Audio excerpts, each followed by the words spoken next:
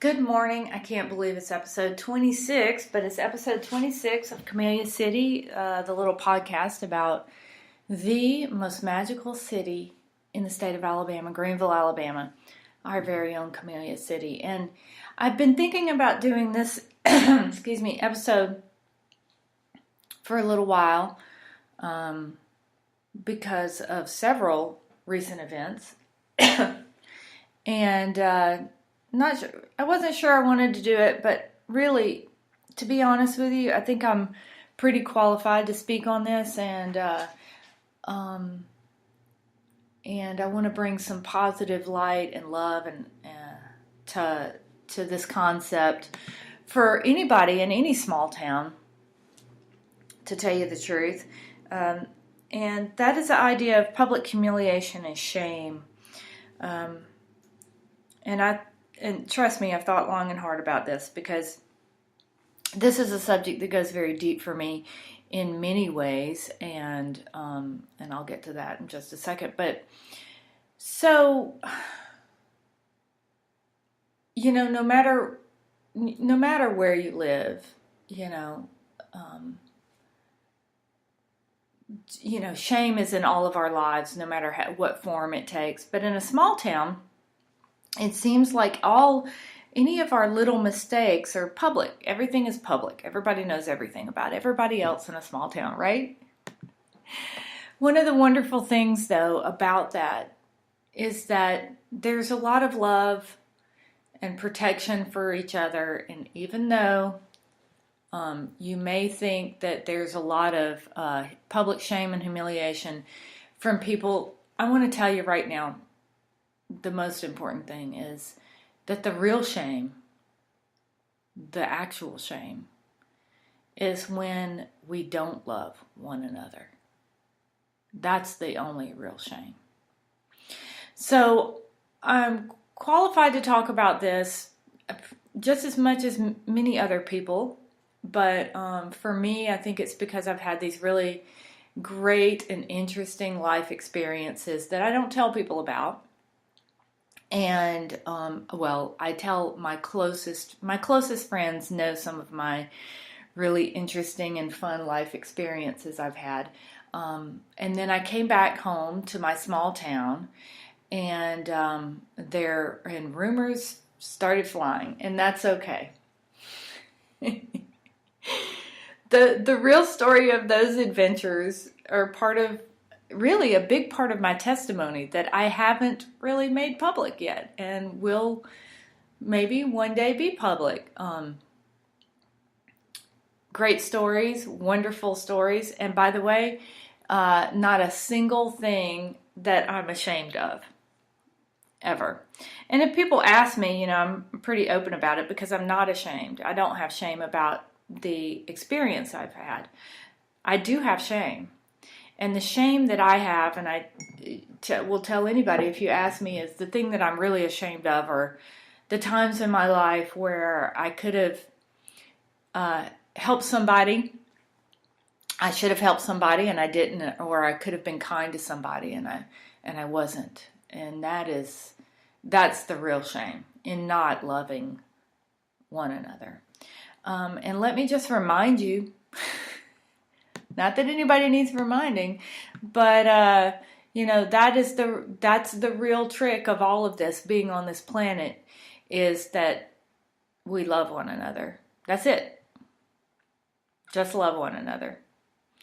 And to tell you the truth, and this may be harsh, but if you've been sitting in church every Sunday and you can't manage to do that,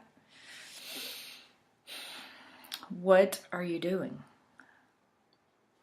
If you have been sitting in church every Sunday and you can't open your heart up enough to at least not judge people, you can't open your heart up enough to love people who are different than you, if you're so fearful that you can't love people, what in the heck are you sitting in church for? You're not getting the message. It's not getting through, honey. Maybe you should try something else. Because that's the only thing we've been asked to do is love one another. And if we can't do that,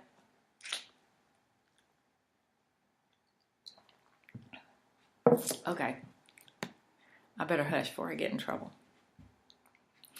I've been thinking about this a lot because so often, we walk around very judgmental about where people are in their lives and without remembering our lowest points in life. And my lowest points have been as low as they can go. Just as I'm sure everyone else's has. All of us have been down on the ground crying, begging for God's help. All of us. And if you haven't, what have you been doing? Just living the safe life? What kind of life is that? Without experiencing, the truth of life. And when you do that, sometimes you're going to end up on the ground, crying, desperate. And that's where you find the real grace of God. And you see the real love that others have for you. And you find it for yourself. And if you haven't gone through the fire, what are you doing here? And I know this seems harsh, but I think we all need a little dose of reality these days, for sure. It's really easy to be judgmental and walk around and talk about everybody else's problems. It takes zero brain power to do that, just like it takes zero brain power to be negative all the time. It also takes zero soul power to walk around and judge people. You can be soulless and do that. You can be soulless and heartless. It doesn't take much. You're not much of a human being to do that. That doesn't impress me at all.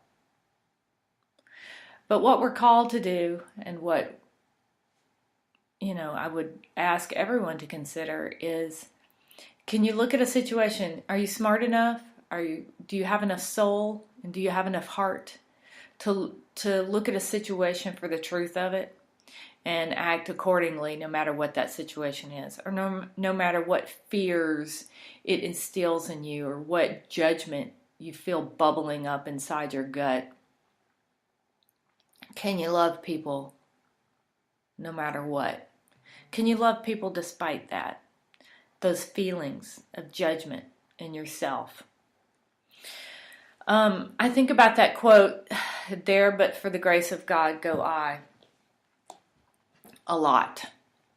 When misfortune happens to others, the Germans have the word Schadenfreude, which means to find pleasure in the misfortune of others.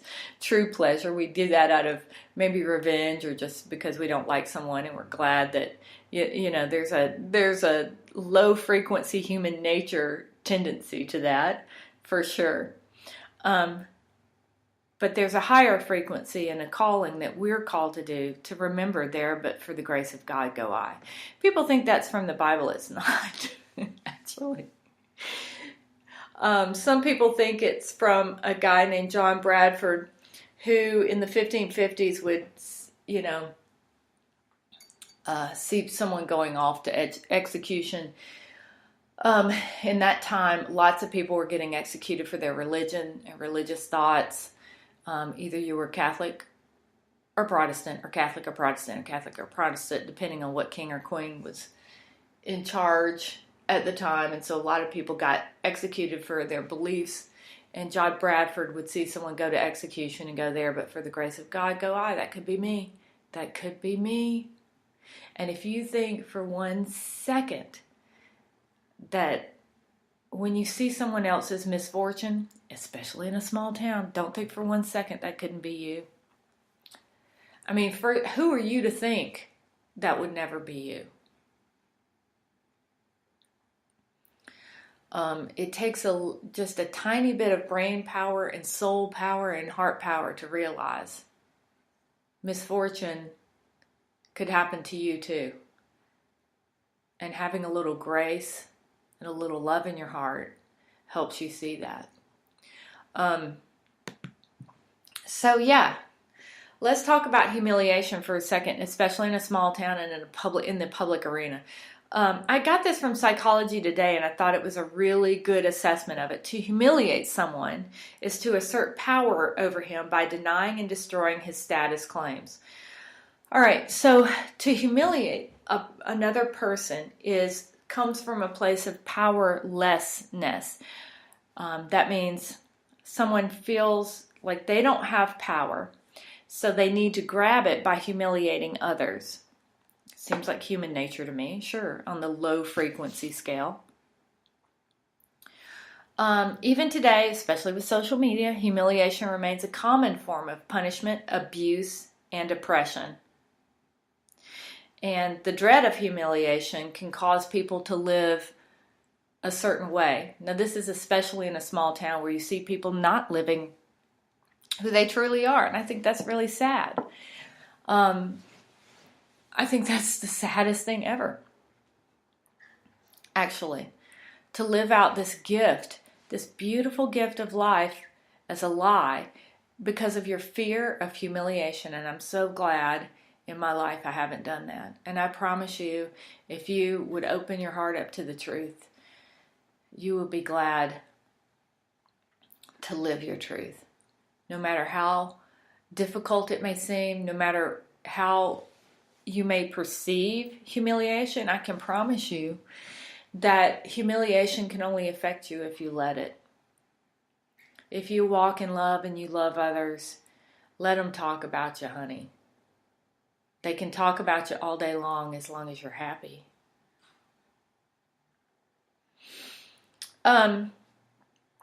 So obviously, us humans, we have a history of humiliation to control people, obviously, and it's really easy when people will control themselves out of the fear of humiliation.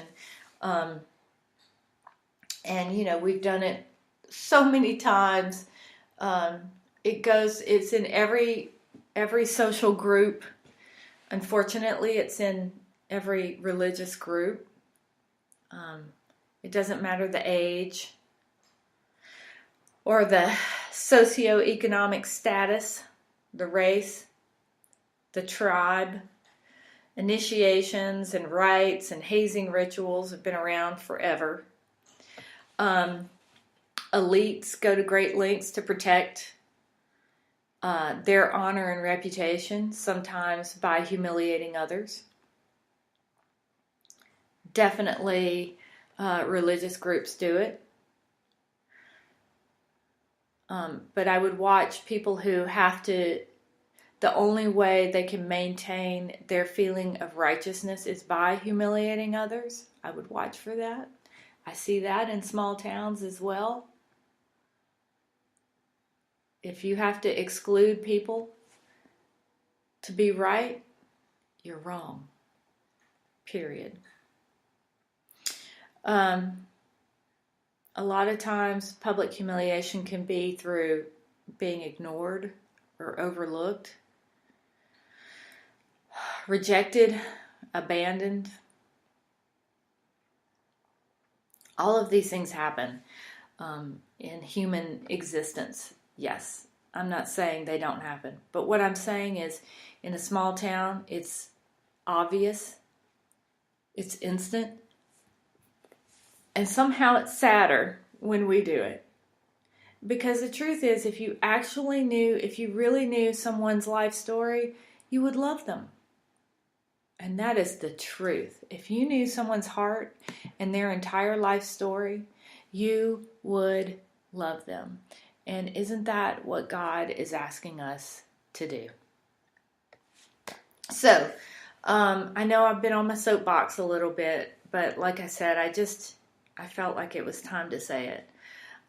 There's no place for humiliation or shame in our lives if we're actually really trying to do the right thing by God. If you're trying to do what God has asked you to do, then all you have to do is love one another. And that's it. It's so simple, it's hard to believe. So this week coming up, I hope that maybe we are all able to back away from every situation we find ourselves in and ask in a split second, is this what love looks like? Am I acting with love and grace? Am I doing the right thing here? Maybe if we could do that this week, we'll all have an amazing, wonderful week. And you never know, you might be helping someone feel accepted and feel loved and feel understood, and that could save a life. Okay, I love you guys so much, and say hello to me sometime, and I'll see you on the next episode of Camellia City. Mwah! Love you.